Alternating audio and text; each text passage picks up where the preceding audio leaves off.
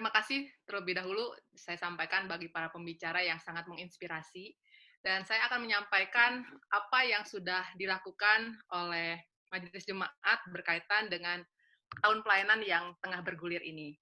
Jadi kita mulai dengan satu uh, peribahasa atau satu hal yang disampaikan oleh seorang teolog di masa lalu tentang bagaimana gereja yang diharapkan selalu hadir terreformasi. Itu yang membuat kemudian gereja terus-menerus harus ada dalam pembaharuan. Dan saya mengcrop tadi tayangan presentasi yang disampaikan Pak Robi tentang perubahan dan navigasi ala GKI. Saya setuju dengan apa yang disampaikan oleh Pak Robi. Memang perubahan adalah sebuah keniscayaan yang tidak pernah bisa kita abaikan. Oleh karena itu, gereja harus terus bergerak bersama pergerakan peradaban manusia. Sebab gereja adalah wujud kehadiran Tuhan bagi manusia dalam konteks di mana manusia hidup dan berada dalam pergumulannya. Oleh karena itu, peka menjadi kunci gereja menjawab kebutuhan umat. Itu sesuatu yang tidak boleh kita lupakan. Dan karenanya GKI Gunsa merumuskan visi dan misi pelayanan tahun 2020 sampai 2023 sebagai gereja keluarga dan kaum muda yang mewujud nyatakan keramah tamahan. Adapun latar belakang dari visi tadi, seperti yang sudah disampaikan oleh Pak Yosafat maupun Pak Dedi, tentang kondisi kita saat ini, khususnya Pak Yosafat dengan riset yang sudah dilakukannya, kita bisa melihat bagaimana konteks pergumulan kita sebagai gereja tidaklah mudah. Dinamika dan mobilitas yang tinggi dirasakan begitu nyata oleh GKI sebagai gereja di tengah kota Jakarta ini. Dan karena itu, gereja mendapatkan tantangan untuk terus-menerus memperlengkapi umat dalam hal membangun spiritualitas pribadi. Karena kesibukan biasanya kita sudah lelah sampai di rumah. Oleh karena itu, kalau tadi dibilang baik, seandainya ada mesbah keluarga, kalau ditanyakan pada para orang tua yang sampai di rumah mungkin jam 10 malam karena kemacetan, itu yang menjadi sulit untuk pembangunan spiritualitas pribadi dan juga pewarisan iman. Karena ketemu anak pagi-pagi, lagi tidur, pulang, sedang tidur juga. Jadi tidak ada kesempatan untuk berkomunikasi yang cukup dan berkualitas. Itu juga nampaknya mempengaruhi relasi keluarga.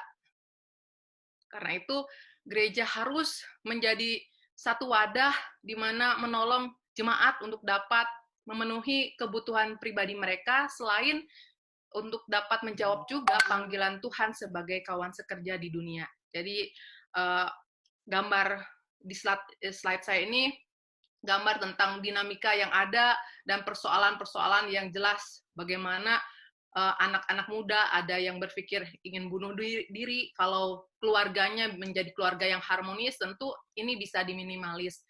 Dan kita bisa lihat di sini bagaimana ternyata hasil penelitian dari Pak Yosafat dengan risetnya, kita bisa melihat di sini orang tua punya peran yang tinggi dalam memperkenalkan anak pada Tuhan, dan itu menjadi sesuatu yang sering kali hilang kita temukan dalam kehidupan kita sehari-hari. Majelis Gunung Sahari kemudian dimotori oleh bidang Lisbang, jadi kita terus-menerus sebagai satu wadah pembinaan meriset apa yang sebenarnya baik untuk dilakukan. Jadi terus melakukan upaya memotret kebutuhan umat dan mengkaji bentuk-bentuk pelayanan yang tepat sasaran. Kita sadari bahwa tadi seperti yang disampaikan oleh Pak Dedi, manusianya berubah.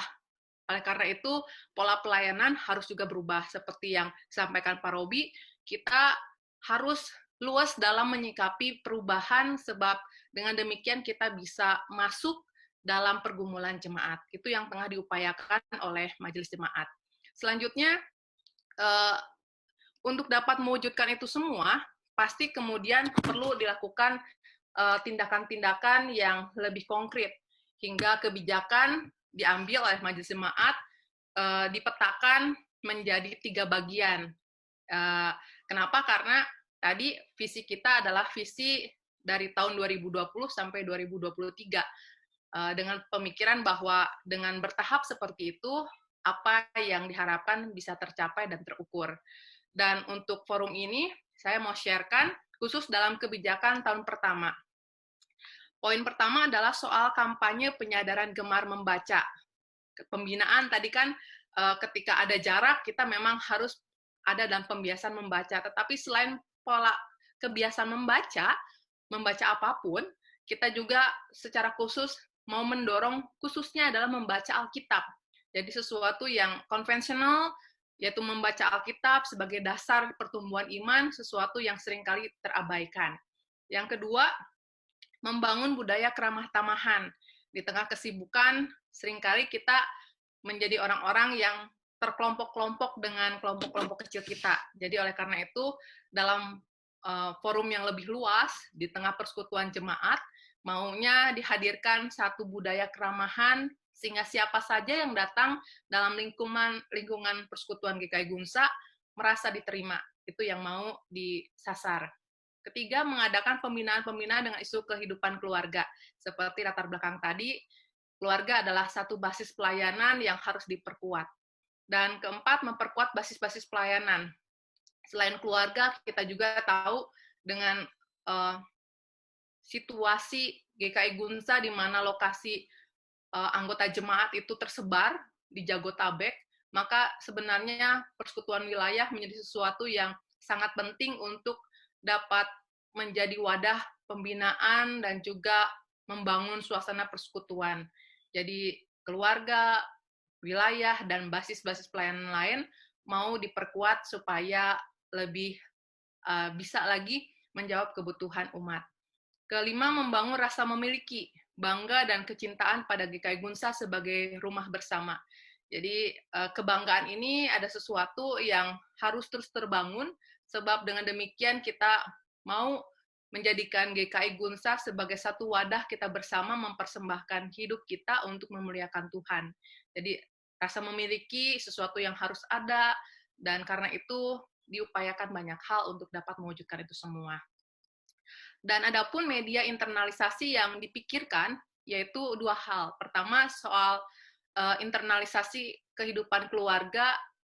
Kita tahu seperti yang sampaikan Penatua Felicia tadi, bahwa ketika pembinaan disodorkan gereja, maka yang datang hanya jumlah yang sedikit.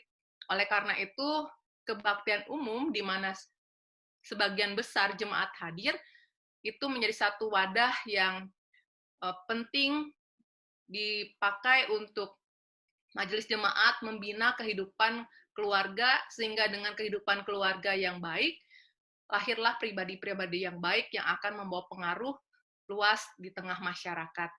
Yang kedua, memaksimalkan pelayanan dalam dunia digital. Tadi sudah disampaikan oleh Pak Yosafat dengan adanya banyak media sosial dan bagaimana orang sekarang sangat aktif memakainya. Ini ada tampilan yang saya crop tadi di layar. Sangat baik untuk kemudian kita pakai. Dan memang saat ini sudah dipakai oleh GKI Gunsa. MJ hendak mengoptimalkan media-media sosial yang ada. Kita punya website gkigunsa.org.id, kita juga punya GKI Gunung Sahari, Instagram GKI Gunung Sahari, YouTube channel yang menyiarkan kebaktian dan sapa gembala pada saat ini. Aplikasi, nah ini sesuatu yang baru buat kita. Karena pada pertengahan dan hampir habis bulan Maret, itu di tahun 2020 ini, Majelis Jemaat mengeluarkan satu wadah baru yang diharapkan ini dapat menjawab kebutuhan kita semua. Selain kita kemudian dapat memakai aplikasi ini, di sini kita dapat menemukan wadah-wadah pembinaan yang mau disampaikan gereja kepada jemaat. Saat ini aplikasi masih dalam tahap pertama, jadi dirancangkan untuk terus dikembangkan di waktu yang akan datang, hingga aplikasi ini menjadi sebuah wadah pembinaan kehidupan keluarga, kehidupan persekutuan, dan juga pada waktunya nanti dapat juga dipakai untuk memfasilitasi kebutuhan administrasi gerejawi. Jadi hal-hal yang dulu harus didapat ketika kita sampai di gedung gereja, pergi ke tata usaha, dengan aplikasi ini nanti bisa kita unduh di rumah dan kemudian pada waktunya datang ke gereja atau dikirim lewat email, semua kebutuhan, entah itu mungkin baptisan atau permohonan-permohonan pelayanan lain, dapat diakomodir dengan lebih cepat. Dan bicara soal mengakomodir, membangun relasi antara majelis jemaat dengan jemaat, pada bulan Mei ini kita mulai mengaktifkan WhatsApp di nomor 081398685381. Buat Bapak Ibu yang sudah mendapatkan kiriman pertama pesan dari majelis jemaat, ini adalah satu bentuk upaya menjangkau secara lebih personal majelis jemaat terhadap anggota jemaatnya. Kalau website, Facebook, Instagram, YouTube itu bersifat umum, tetapi WhatsApp ini lebih bersifat personal.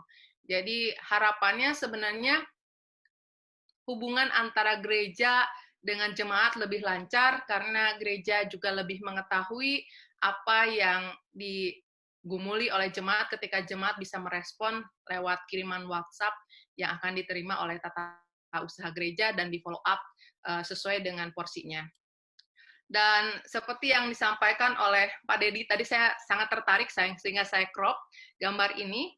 Rasanya benar, kita sebagai para pelayan atau aktivis perlu punya sudut pandang yang tepat tentang apa yang kita kerjakan. Jadi tugas kita bersama sebagai aktivis, saya pikir tidak lain menjamin semua produk pelayanan kita tepat sasaran. Oleh karena itu tidak bisa copy paste, dulunya begitu dan selama-lamanya akan seperti itu, seperti yang disampaikan Pak Robi. Kita harus ada dalam kreativitas, berinovasi, berpikir tentang kebutuhan jemaat sehingga gereja dapat menjawab sesuai kebutuhan jemaat. Entah itu lewat cara ataupun pola yang hendak disampaikan, isinya tetap sama, yaitu kebenaran firman Tuhan. Dan selain produk pelayanan kita ini tepat sasaran, yang perlu kita lakukan adalah mencari cara untuk dapat menyampaikannya. Kalau yang terpikirkan dengan era 4.0 ini, bagaimana dunia digital menjadi sesuatu yang harus gereja juga lihat sebagai sebuah kesempatan meraih banyak jiwa, maka produk-produk pelayanan kita rasanya harus dibuat lebih ramah terhadap masyarakat digital yang ada pada saat ini. Jadi oleh karena itu high-tech seperti yang disampaikan oleh Pak Dedi, tetapi juga dengan high touch menjadi sesuatu yang ada dalam pola pelayanan kita, hingga suasana damai sejahtera Allah tadi bukan hanya dirasakan ketika kita berkumpul di gereja, tetapi dapat dirasakan secara pribadi dalam diri masing-masing dan juga dapat ditemukan dalam kehidupan keluarga anggota jemaat GKI Gunung Sahari, dan harapannya itu akan menjadi sebuah gelombang yang akan membawa pengaruh terhadap masyarakat. Jadi hal-hal inilah yang sebenarnya tengah diupayakan oleh majelis jemaat berkaitan dengan visi dan misi kita ke depan.